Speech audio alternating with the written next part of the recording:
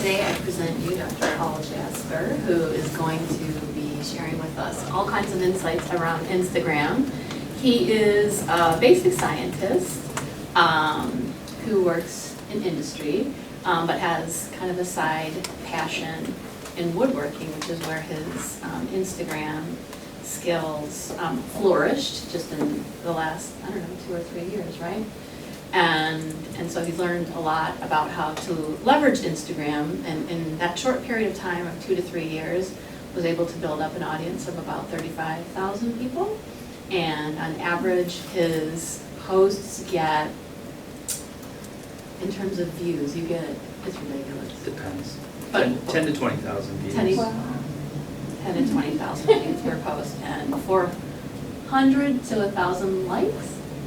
So that's a ridiculously high amount of engagement for a non-celebrity.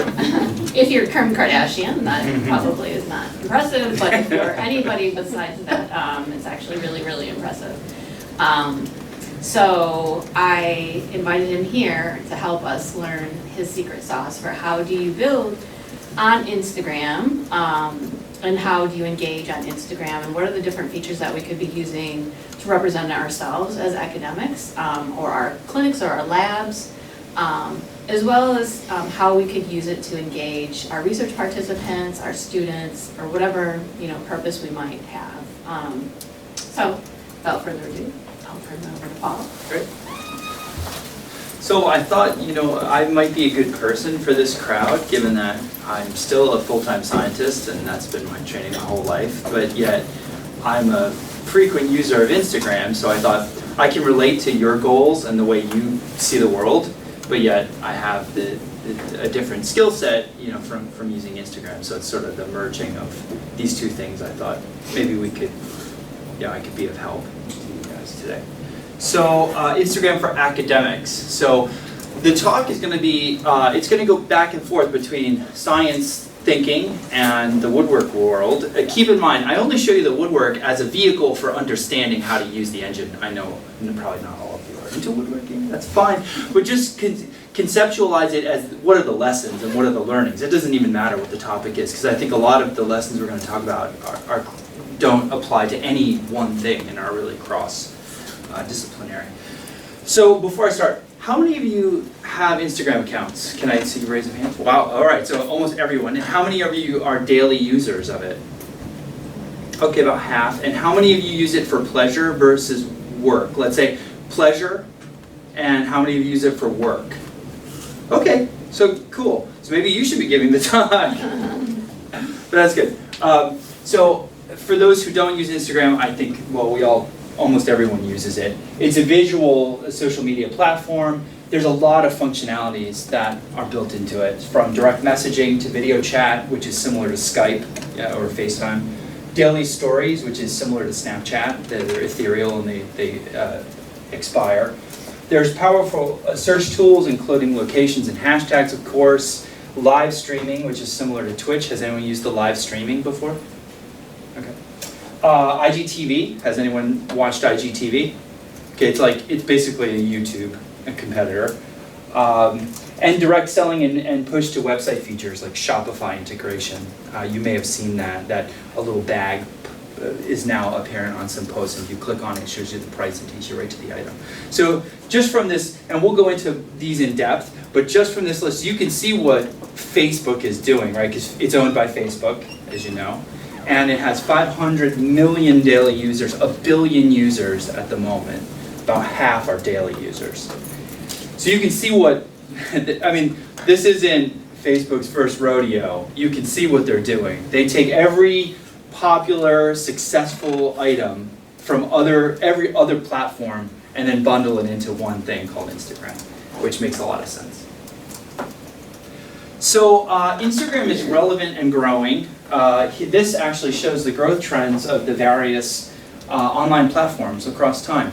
Now you say, all right, so at the top is YouTube and Facebook. I think we probably intuitively knew that. And then there's the rest.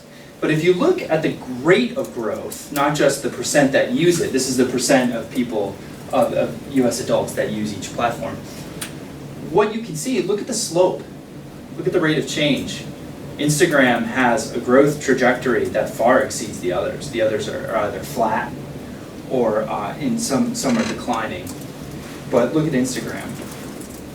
So I think, right now that's the trend. Will it continue? Of course not. And nothing lasts forever. But at the moment, Instagram is definitely picking up speed and has been for a number of years, since 2012. It continues to pick up speed, probably because it has the right mix of attributes. It has a little bit of everything and it's visual. The gender, actually, it's more female than male, which, so you have good representation. And the age range is primarily on the younger side. So you can see what percent of people in each bracket claim to use Instagram. So it's a great way to get in touch with the younger generation. So thinking about how we can integrate Instagram into the academic life cycle, right? So this is what we all know. There's some teaching, if you're a professor, there's some teaching involved. We like to propose research. We love getting funded. We perform said research, we analyze and draw conclusions, and we communicate our findings, hopefully. And then you wash, rinse, repeat. Right? We hope that then leads to the next idea, and we repropose. So we're trying to think of what are some of the points at which social media can help in the life cycle. So of course, teaching, you could probably use Instagram for course content, communication, and engagement. I don't know if people are already doing that. There probably are examples. I don't know of them because I'm not on Instagram for course content. But maybe you guys know of someone already using this. Getting funded, there's a lot of professional organizations and a lot of networking that occurs on Instagram. I use it a ton for networking. I mean, it has changed my life, networking. So I think there are definitely opportunities here because you have direct access to a lot of people. And if you can build relationships in real life and you can build relationships through direct message, I mean, people are people. This is a great way to get in touch with them. Performing research, as Sherry and I were talking about this, we think students are likely to be on Instagram for faculty. Think about that. 70% of people aged 18 to 24 report using Instagram. And in fact, almost every person in this room raised their hand. So you can see. It's a great way to get in touch with students, probably better than Facebook. Certainly, you're not going to get in touch with them on YouTube, the other two competitors. Participant communication, perhaps you can use this to keep in touch with study participants. You can form groups within the direct messaging. We'll go through all the features, don't worry, I'm just sort of glossing over them at the moment. And finally, to communicate your findings. So often we do all this research and we write up a journal article. Now, I don't know what journals y'all are publishing in, but it certainly probably isn't hitting 500 million daily active users. I might be publishing in the wrong journal, but something tells me you have much more potential for reach if you were to invest in social media to communicate your findings. The value of which is for you to determine. I'm not exactly sure what the value would be.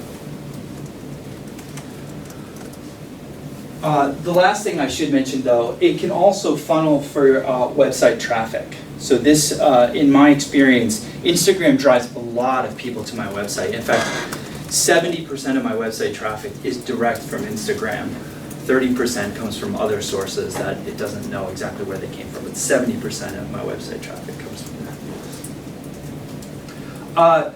So some of the benefits, thinking about some of the benefits, and I think you all know there are benefits, but if you're faculty, it can increase the impact visibility of your work, lab, clinic, field.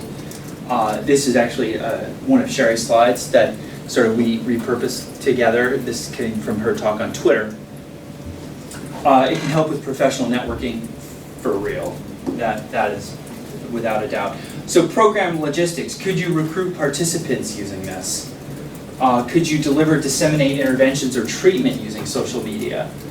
You can certainly study certain behaviors online. You can promote public health campaigns. I know Sherry's lab does that a lot with Facebook and Twitter. Could you use it for lab class operations, recruit students, staff, faculty, fellows, or use it as a creative teaching tool? Could you offer incentives to students if they were to if you were to put some information out on Instagram, if they were to constantly be part of that dialogue with a class online, perhaps there's offer incentives for them to be part of that ongoing conversation. Personally, it can lead to revenue generating opportunities like consulting and camaraderie.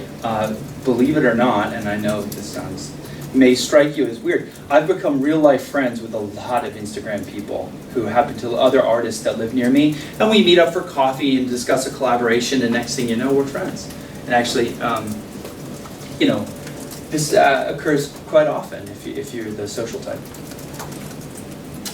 So now that I've extolled the virtues of using Instagram, I tried to look at what fields do well in terms of engagement. Funny enough, higher ed had the highest level of engagement across a wide variety from media, nonprofits, sports teams, influencers.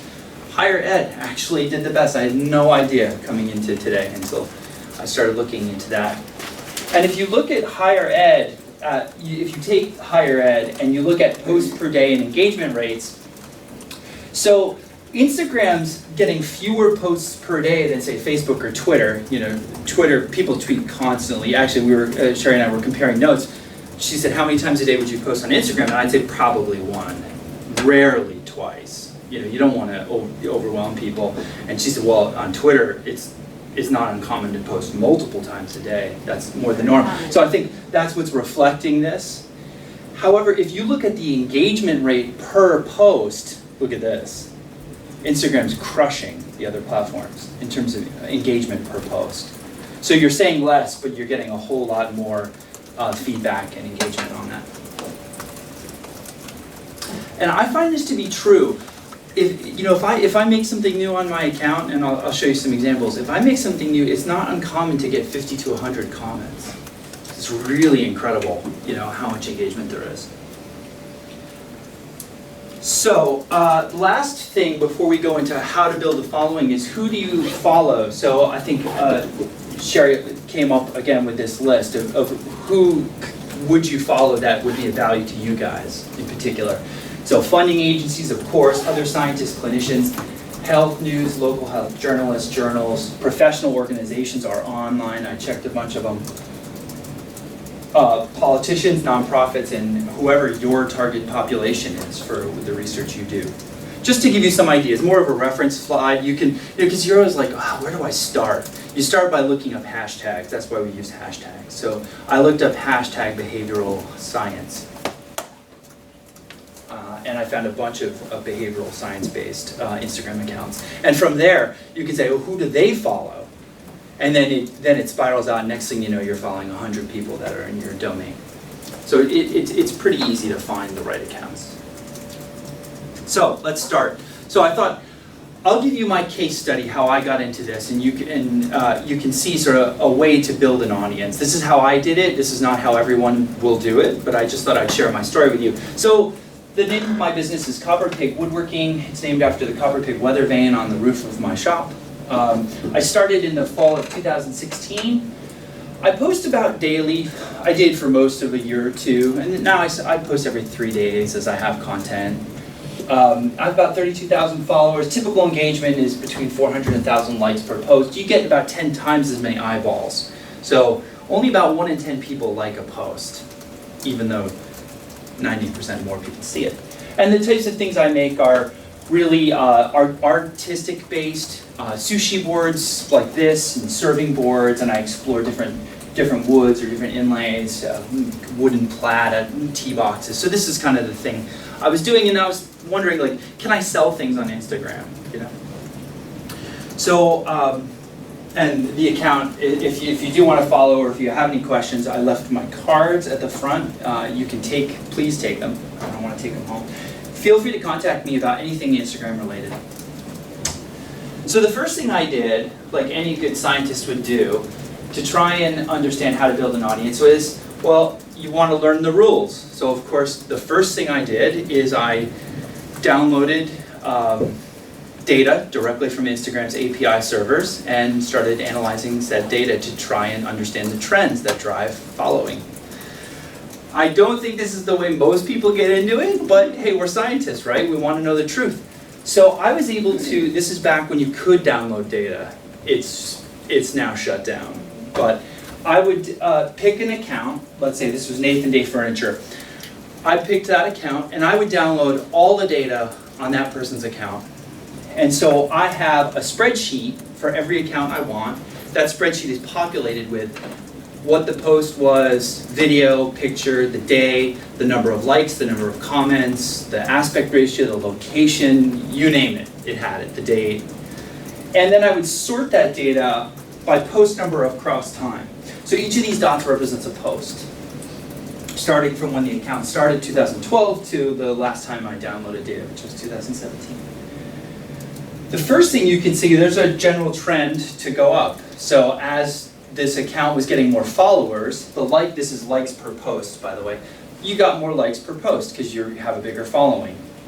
One thing that you couldn't download is the number of followers they had on that particular day. It was all about the post. But you can see this trend up is not because the content was getting better. This trend up is because they were getting more followers over time. The other thing you might notice is there's a few outliers, right? And of course, that's what I was like, what are these about? That's what I want. What on earth content was that? And I did this for a whole series of accounts, and I'd always fish out the outliers because I want to know, what is this viral content? Is it random, or is there something about those data points that are driving that kind of viewership? So I think this will play. Yeah. Oh, there's sound too. Let's turn off the sound. I can't turn off the sound. One second.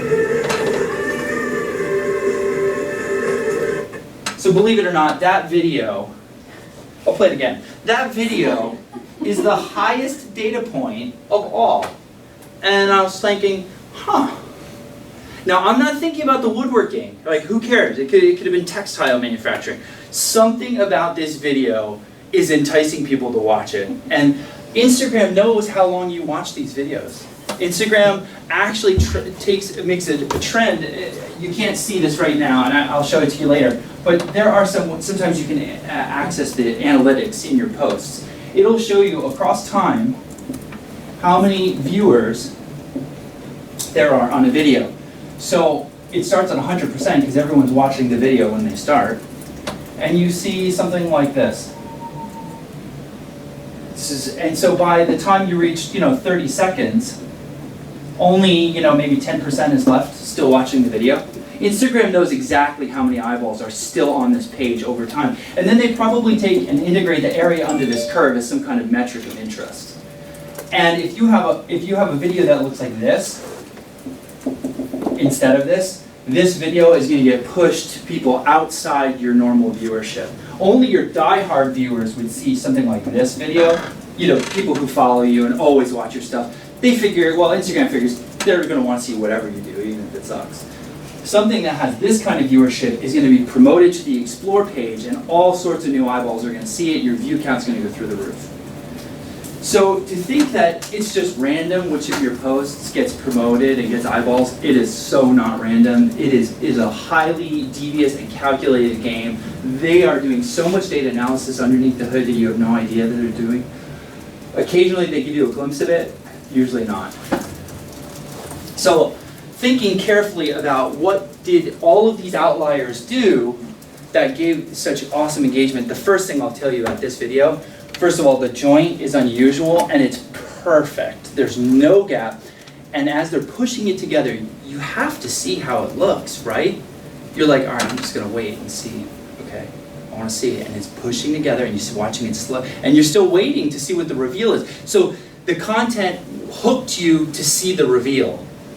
Content that you can't wait to see the end keeps that metric really high. That viewership count stays high over time because you're baited to see the end. And therefore, that's probably why it had massive viewer count. So I've tried to extol these characteristics of good IG content into a top 10 list that I've never shared with anyone, but I think a lot of this makes sense, right? These are my own learnings from looking at outlier after outlier. Right now, in the Instagram space, videos do better than pictures. Fewer people post videos, and it's much more interactive than a static picture. So right now, People who have done videos for the last year, their accounts have blown up. People that only did pictures didn't do nearly as well. This could change. It depends on what they want to favor. If they're competing with YouTube, they're going to push video because they want more to steal more users from YouTube. So right now, video is hot. There's also things called carousels, which are collections of picture and video. You could mix them up to 10. So carousels do sort of in the middle. So videos typically do best, or carousels are in the middle, and then pictures are typically the least attention grabbing. Secondly, if you can show process, that's awesome. People love learning and they love seeing process illustrated. Trust me on this one. Keep it short. You know, right now, America's got an attention span problem. Maybe 2 seconds, you know, we're bad. Academics, we tend to be on the better end because we're more focused and detail oriented, but it's a problem. So you got to keep it short. The photography has to be great. Does this mean you run out and buy high-end cameras? Absolutely not. You wouldn't believe. Actually, the pictures I showed you, these are just taken with my cell phone. So just, you know, set it up well, do some color editing, do some photo editing in an app, you're all set. You don't need fancy cameras for this. Colorful imagery is great. A pattern I see a lot is a neutral background with pops of color. The neutrality of this background makes the inside, this is my friend Trent who builds $100,000 canoes. The neutrality of this makes the inside look like almost like a magical space. And similar to this, you've never seen such beautiful red and orange fruit, right? And you may have noticed, I tried to do this on one of my boards. I did it in a video editor. I desaturated the whole picture and I added back the color just on the Bloodwood serving board to make it really pop. This took like 5 minutes, 3 minutes. So it's really easy. It's not like you need a professional photo studio. You can get great results just with a little creativeness if you take pictures. It's a must because everyone is taking great pictures. This is my friend Ann of all trades. She's got 150,000 followers. Trent's got 132 last time I checked.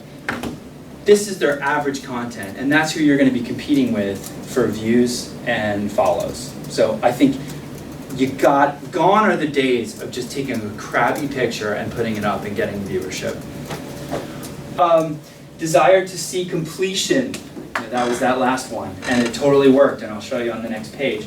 Novelty, if people haven't seen it before, it's something totally new, boy, it can go big. So if there's something novel about your research that you think not many people would know, and you'd be like, wow, what is that? Human faces. Anne has found that every post that she's in, I mean, it helps because she's also a cute woman, but people like humanity and they like to see faces. They immediately have, I think, a brain response to a human face. So I know a lot of and she's a content creator for a living. She makes her living through content creation. They know about the human face trick, and you should see it. At least 50% of her pictures have her face in it. Short, interesting caption, also related to the abysmal attention span, and use hashtags because your content is not discoverable to anyone new unless it's in has a hashtag. If it doesn't, it just goes to your viewers. It might go to the explore page, but typically not. Easily half of my engagement comes from it going to hashtags. You can put up to 30 on Instagram. That's the max. Definitely use hashtags and make them appropriate, because if people can flag your hashtag, if they're inappropriate, people can say, this doesn't belong in this hashtag, and guess what your post is going to do, right? It's going to be squashed.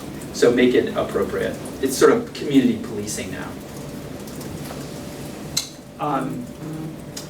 Now, before I go on to the end of the story, any questions at this point? You feel free to talk during. For like hashtags and stuff, would you recommend putting them in the comments? So I've seen them in the comments versus like the actual post caption. Right. You can put them in either. Mm-hmm. I've heard conflicting reports about, Instagram's going to get rid of them if they're in the comments. It hasn't happened yet.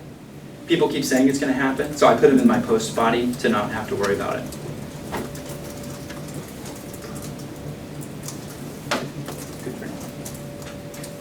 So All right, so step 2 is, now that I think I know what is interesting about these viral posts, let's test the hypothesis. The first question I had is, well, if it went viral for you, if I reposted it, would it go viral for me? Is it really the content, or was it just that day, that person? It just was sort of a fluke. So here's my account over time when I first started it. Really low, 20 likes, 30 likes, right? It's, it's climbing. And here, I had an interesting project in here that people liked, so I got a little bump in the number of likes per post. And then I started doing the data analytics, and I'm like, I'm gonna repost some of these outliers. All the outliers blew up again on my account. And I acknowledged it wasn't my work. I said, hey, this is a repost of someone's work, and I think it's great. I gave them credit, because that's what you do. And look at this. So how many deviations out of the norm is this? So clearly, it was the content. This clinched it for me. This content is golden content, and people love it. And that's what really convinced me to spend a little time trying to characterize what is it about this content that people like. Now, I had to stop this behavior because I was growing like gangbusters when I was doing this. I was getting 100 to 250 new followers per day. It was like shooting fish in a bucket. It was so easy. Was your account private or? No, you're not going to get any followers if it's private, because nobody wants to ask permission to follow you. So if you want followers, it's got to be public. I was getting I would go to bed, 200 new followers the next morning. I couldn't believe it. I'm like, this is unbelievable. Why doesn't everyone do this, right? But then again, it's not your content. And I was building a brand around my own woodworking. So what good is it posting other people's woodworking? That's sort of counterintuitive. But as a scientist, this totally proved what I was going after. And I was like, yeah. So I stopped doing this, and today, now that I have a big following, I can't even keep up with all the commission requests I get. I post once every 3-4 days if I have something new. I don't post every day. And you can track how many followers you get per day on Social Blade. It's free. You just type in your account name.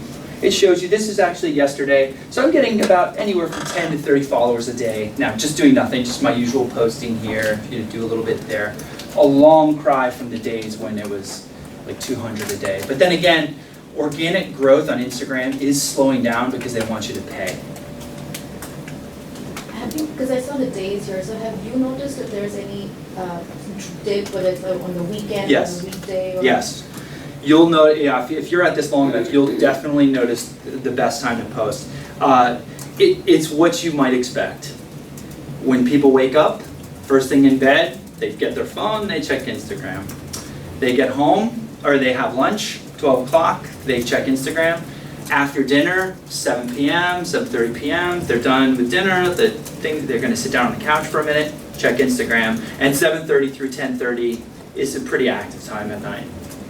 Exactly what you think. And that's Eastern time, because as you know, most of the population of the United States, even though the land is divided up Eastern, Central, and Pacific, most of the population, I think 70% of the US population is in the Eastern time zone. So think Eastern, right? Because that's where most of your people are. As far as content goes, like you have a very specific page with woodworking specific. What if it was like a more diverse kind of account? Would you see as much growth, do you think, if you weren't focused on one specific topic area? It's a great question. My friends who have dual thrusts in the same account, they struggle. People like it to be one thing. It's easy to categorize. Hey, oh, you're a health and wellness page, great. Or you're a this page, great. When you have the dual thrust, here's the problem, and it's a scientific problem. You guys will totally appreciate this. When Instagram decides whether your content's good or not, you make a post, it sends it out to a focus group. A small group of your followers see it. It goes right to their feeds.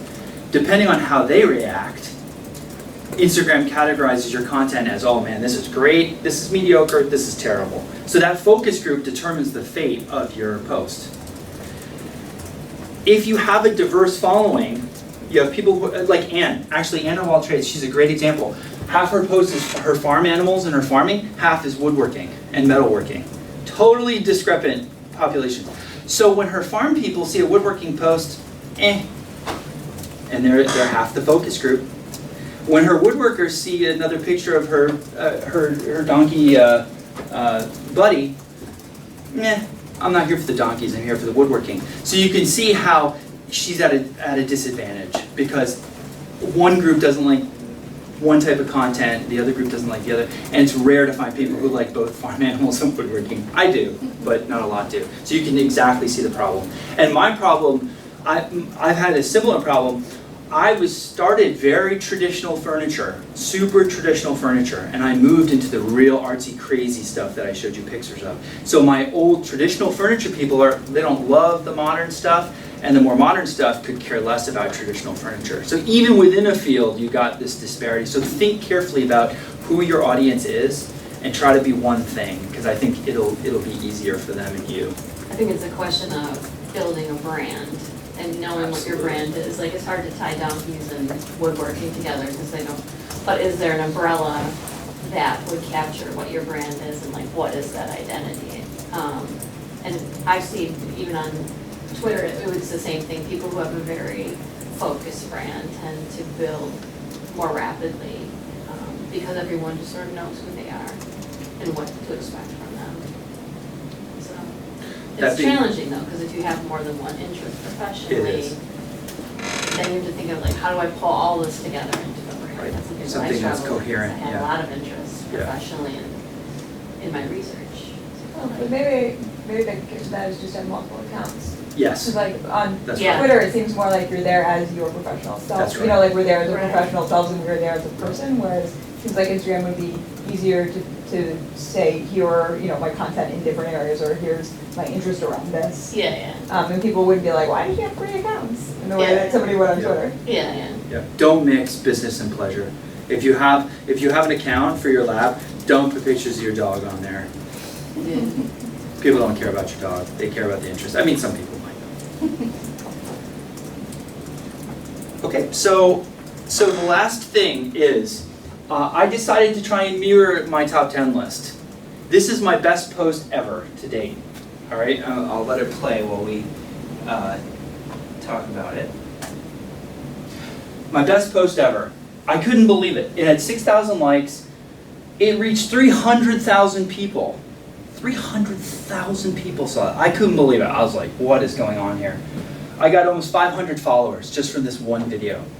And I thought about it, and this exactly conformed to my top 10 list. It was a video, it showed a process. These are dividers on a custom tee box, and I show exactly how the dividers come together and how there's an inside liner that holds the dividers in place so that they can't move and they can't fall out. So it shows a process. It's a short video. I think the checkerboard got people's interest. They're like, oh, what's that? You know, so I think the photography and the imagery was fine because they just want, it's the OCD. I just need to see it complete.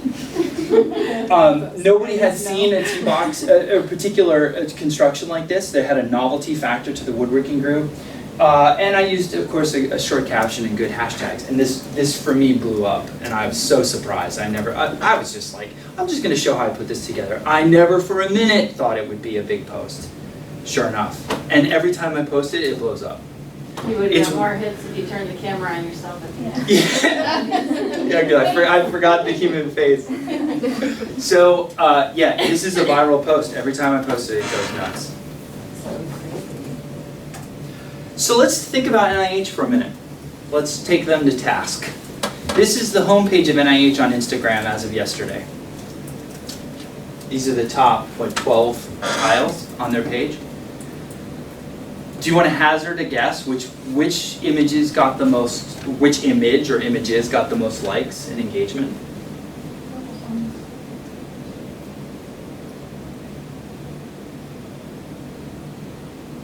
Are any of them videos? This one. See the little video icon? It's hard to see, but that one. All right, so make up your own personal mind, and I'm going to tell you the answer. Has everyone made up a pick? Great.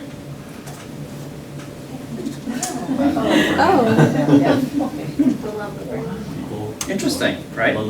So from the top 10 list, I was definitely betting, I knew these would do well because they're super interesting looking. And the brain, I didn't flag it in there originally. I was sort of more on these, actually. And look, these did easily twice as well as the others, or 3 times as well as the others. the brain blew up, at least in this field. And you think, why? Why is that? Well, first of all, it's something we recognize. People do like things they recognize and are familiar. But I think it did imply a process. We knew this was some kind of brain imaging, so it implied a process. And the question is, well, what is that? Like, what part of the brain's active when they're doing what? That's what I thought. And the photography was beautiful, and it was colorful imagery. I think it had some novelty. The caption was real short and sweet. It told them these are that you can solidify recent memories with a short break. I think also with this one, relevance is important too, because some of the other pictures, if you go back to that, wouldn't be relevant to every viewer, like EDI, I don't even know what that is. Yeah, me neither. One's just about women, we don't know who these people are. Yeah, then who's this there's guy? like this has, who's that guy? Yeah, Like, right. it's not enough, like, Right. what about him?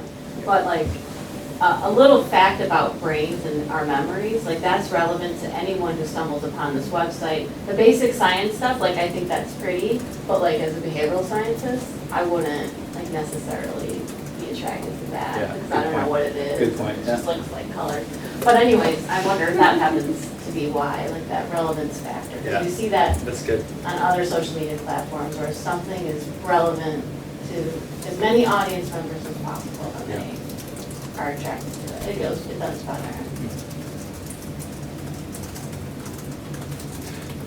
So you might think I'm dissecting this to a level that is unhealthy, but I'm not. You have to think this critically about what you post if you really want to play and do well. There's so many people that just post whatever the hell they want that to stand out, it has to be carefully scripted and thought about in advance what you're going to post.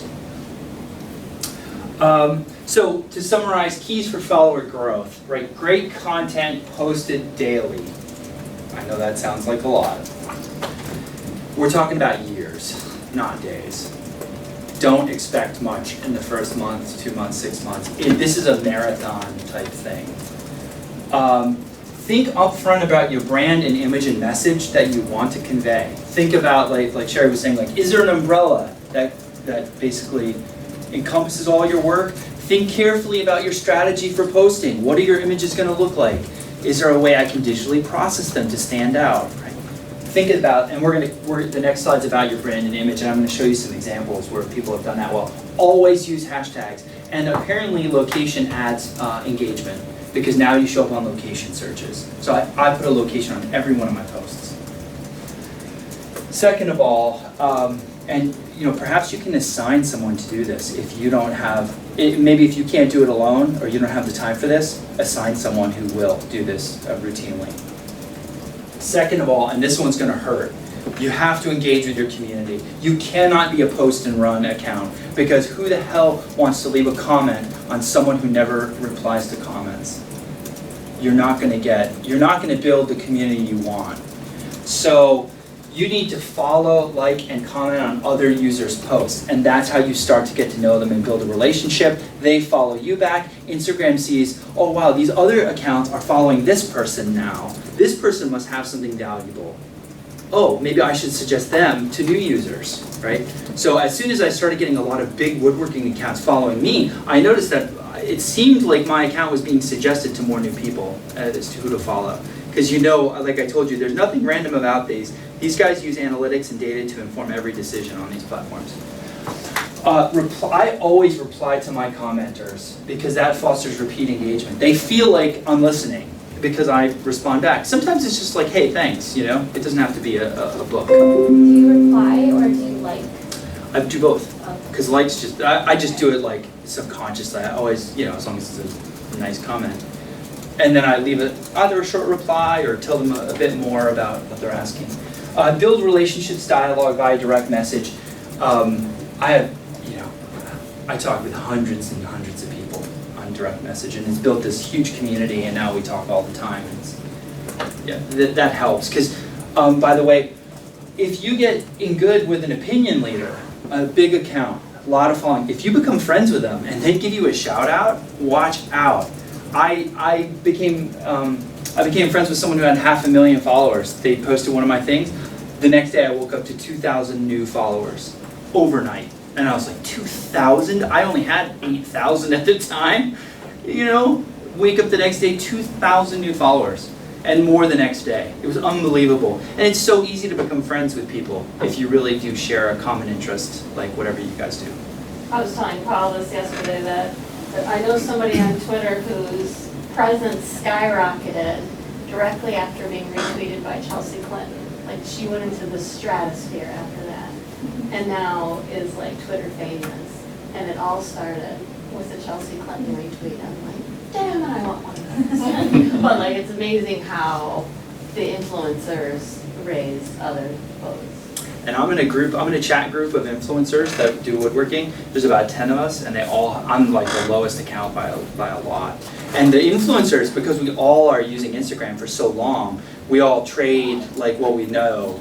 Hey, I tried this, it didn't work. Hey, I tried this, it didn't work. And oh, you should try TikTok, you should do this. And so like being in with a group that is invested in the platform helps learn about the platform. All right, so a thing about lab identity or brand.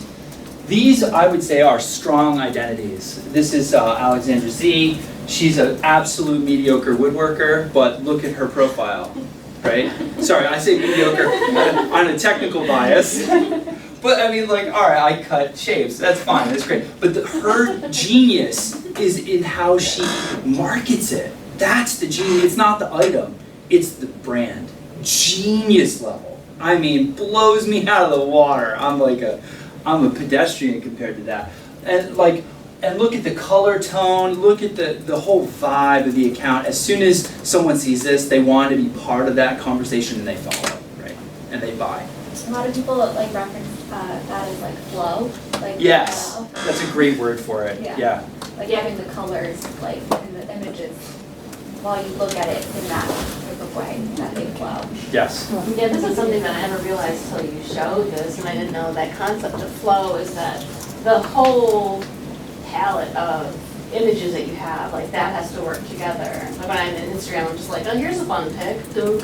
But like I never thought about how does this all work and visualize together. You can make a big picture with all those little pictures too. Yeah. Yes. So that's the only thing about that though is if you post one at a time, it corrupts your picture until you post 3 things. And then you're bombing your followers through 3 posts at a time and none of them get good engagement because Instagram will only show you basically 1 post at a time. It's not going to blow up 3 post years in a row.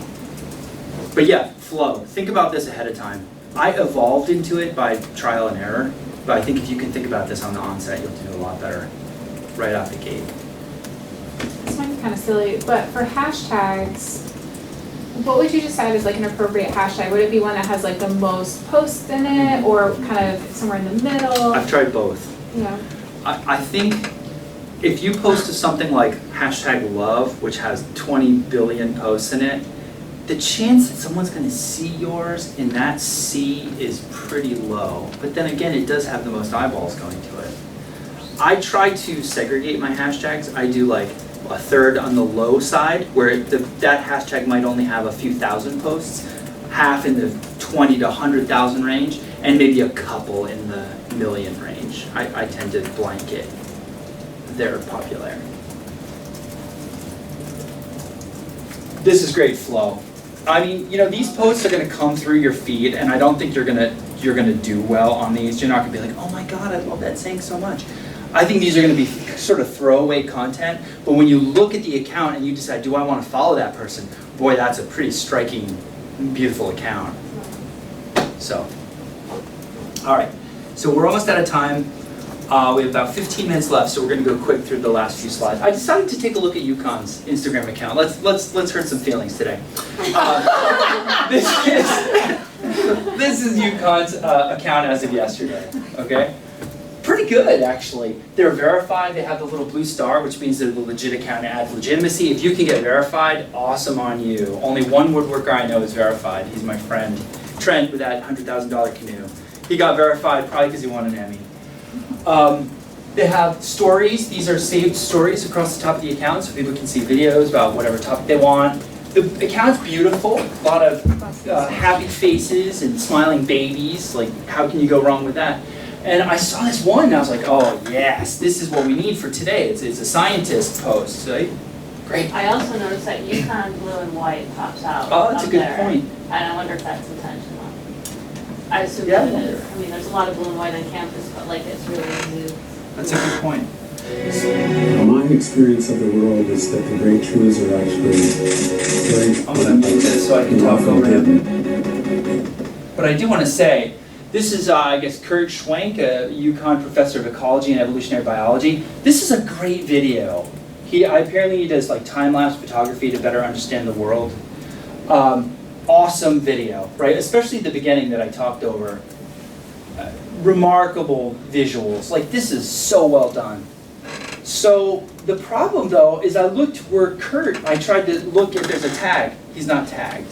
So he probably doesn't have an Instagram account. They didn't mention a website. They didn't mention how to find him. I couldn't find him. I'd have to go to Google and hope. So no webpage link, no hashtags, no comments or replies. Or sorry, there were comments, but no replies. They were just left alone. It had 5,000 views and 750 likes. What a missed opportunity for Kurt. I was like, Kurt, man, this is a great video. You deserve some traffic because of this. But because whoever administers the account didn't go the full distance, they didn't get as much out of their post as they could have. And I think you guys need, if we're building accounts, we need every bit of engagement we can get. UConn, I think, has 57,000 followers. Harvard has 3.1 million. I mean, I know they're not in reputation, but still, I think UConn could be well higher than 57,000. Are you able to choose the thumbnail of the video? Yes, 'Cause if yes, that's the one when you they post the chose, video. kind of sucks. Yes, when you post the video, you choose the cover, and you better choose what, because that's what's going to show in your account. And sometimes they post like people with their eyes closed in mid-sentence, and they look not good. So choose the cover wisely. All right, so we're going to go through the features and then things to avoid, and then we're done. So the features of Instagram are, number one, your portfolio. We talked about this. Keep it tight, keep it professional. This is what people see when they decide to follow you or not. This is what they decide on. So hopefully your tiles look great. Have a nice avatar if you can. And give a little description. You can put your website in there if you like. They can click on it. That's what drives all the traffic. All right? Second thing, your feed and your stories. So this is a feed of who you follow. It shows up in your feed. You guys know this, right? And stories are now across the top. You click, people watch stories. Almost, I think stories, 400 million daily users watch stories. So it's a lot. And if you click on any one of these stories, you get a video. They expire in 24 hours. It's like a daily diary of what's going on that day. So, this is, that's my daughter Ruby. She was glass blowing that day. I just posted it. It seems acceptable that people have been okay with having your professional account represented in your posts, but the stories are more like a daily dialogue of what's going on in your life. And you can post non-related professional content without ostracizing your viewership. In fact, they like it because it adds a whole personal element to who you are. Otherwise, they just think all professional all the time. That's fine, but be careful. That doesn't mean post anything here. But give them a sense of who you are. They get endeared. They want to follow you. They feel like they know you. So it's like a two-pronged attack. It's like your professional face and your personal face. Stories have evolved to do a lot more than this, though, because now you can put questions on your stories, and that gets people to type. People type a question. You then get the questions to your inbox, and you can answer them. So what are your intentions for August? The answer was pausing to breathe. Someone wrote. And then the account reposted their answer and then commented on that. So it's a way to reflect back what people are saying to you. You can ask questions. If I ask a question, I get 10 to 20 answers. You can definitely use this in your work. In addition, there's sliding scales where they can pull this slider to represent whatever they feel. So it's a continuous scale instead of verbal. Or you can do polls. Which do you like better? I think this is amazing because sometimes I'm stuck creatively, and if I just throw, which one do you like better? I get an instant free focus group from like no less than 100 people. in the next 20, 30 minutes. It's incredible. When do you have that kind of access to people's opinion? Unbelievable. I love it, because I'm never at a loss for ideas. There's more than that too. You can look in the stories. You can do even more. There's quizzes and all kinds of other things. There's also IG Live, which is like you go live, basically a Twitch live streaming. So my daughter and I used to go live for a while. Every Sunday night we go live for a half hour, take questions, show demos. It's a way to keep people engaged. Then you can bank those live videos in IGTV, which is the long format Instagram. Your regular posts are 60 seconds and under. IGTV is up to an hour. Direct messaging. Have y'all used, this is my inbox, my one working friend who's verified. This is my inbox. Have y'all seen this icon up here? Has anyone hit it? Have you used it? Yeah? I've used it for my clients. Great. This is instant video. I did it with my dog. Henry answered the phone. Yeah, video chat, instant video chat, and it's not even limited to one-on-one. If I'm in a big group of people, I think there's 10 of us in the group, we did it one time, all 10 of us show up as tiles around the screen, and we're all instantaneously. I thought this was great for focus groups or lab meetings or whatever, talking with a group of participants. It's so easy because it's all bundled. Your Explore page, this is where you find new content, notifications, someone liked your post, someone followed you, great, it's, we're looking at this all the time. What you might not know is if you click on this side, you can see what the people you follow are liking. So be careful what you like, it's public. Finally, business accounts, which are free. You can change from a personal account to a business account. All you need is a Facebook page, I think. Business accounts give you analytics on your audience, on your own activity, and on your content. It shows that my post on Thursday and Friday got the most action, the number of profile views, website clicks, emails I get, it shows you all that stuff. Finally, you can pay to have access to people, paid promotions. They ask you, where do you want the people to go? Your profile, your website, or send you messages? Who's your audience, and how much money and how long do you want the promotion to run? I've tried it, it works. It wasn't like stellar, I only spent $20. The results were, mild, but it was $20. So if you actually have a budget to spend to reach people for a research budget, I think you could reach a lot of people very quickly. And I know Instagram's pushing this because they're trying to squash our organic reach. It used to be you could reach a lot of people with just good content. Today, all of me and my focus group influencers, we're all noticing a serious decline in our daily reach. And we didn't change anything. Our content's just the same. So we think that they're pushing towards more paid promotion these days. And this is sort of the prelude to it. Understandable, yeah. Finally, the don't list. We thought this would be worth. Do not buy followers, or like for like, follow for follow. Those followers are empty. And when remember how I told you when you post a new group, it's farmed out to a focus group, and that focus group determines the fate of your post. If they're all fake accounts, or they're not really engaging, you're gonna kill yourself long term. I know someone who got 40,000 followers by playing this game where every day he would follow 500 to 1,000 accounts. And because people are nice, I'll follow you back. You get about a 15% return rate on that, by the way. 15% of all the people you follow you back just because they're nice people. But they're not really interested in your content. So he pushed up to 40,000 doing this follow and follow. Every day, follow 1,000 and unfollow those 1,000. You guys have probably noticed people doing that to your accounts.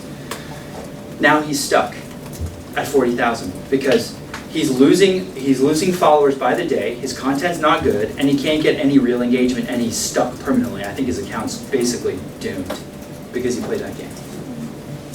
Keep it focused and professional. Obviously, avoid controversy, religion, politics, Game of Thrones. Don't have long posting gaps if you can help it. You do seem to get, if you post every day, you do seem to get like a snowball effect, that you get some kind of momentum. And I've seen people who have a lot of momentum get 200 followers a day, and then they stop, and they got to build that momentum up. I think I don't know for a fact that the momentum is real or not, whether we're imagining it. It's hard anecdotally because I haven't analyzed data. It does seem that way to me though, and I've been on this a while. Don't respond to trolls. I don't get any trolls, quite honestly, like none. I don't know why, and maybe it's the field I'm in, but if you get them, just delete their comment. Psh, don't even leave their comment on your account. And don't expect a mediocre rise. This is a meteoric rise. This is definitely a marathon. Finally, my personal experience, I've had steady sales for 2 years. It's all through Instagram. I have constant commission requests. I'm busy constantly. I'm always months behind.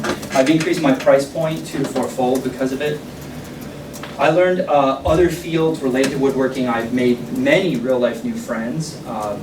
I've started collaborating and I have new customer base because when I collaborate with another artist with a big following, or if you were to work with another scientist with a big following, you inherit all their people if they post about you. So you're instantly tapped into a customer base of 40,000 new people just like that.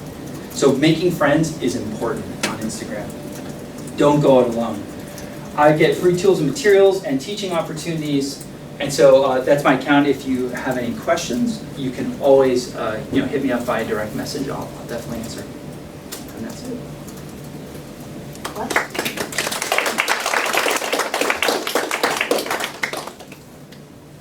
Do you have any information on engagement on posts that say it's pictures, but the one where you can put multiple pictures Yep. versus a post with just one picture? Yep, that's called a carousel. They do significantly Okay. better than single pictures because people scroll through the pictures, and guess what? They're spending more time on the post. Oh, okay. And as I mentioned, that area under the curve, time spent per post. Instagram's measuring how much time people spend on the post. So more pictures, and if you can throw a video in there, even better. A video plus a bunch of pictures in a 10 carousel, those tend to do quite well.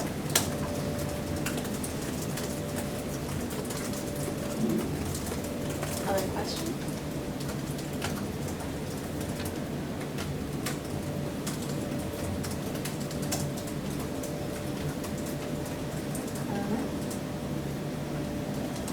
Thank you. Great, thanks. Please take a card if you want to get in touch with me. There's also stickers. Because I have them.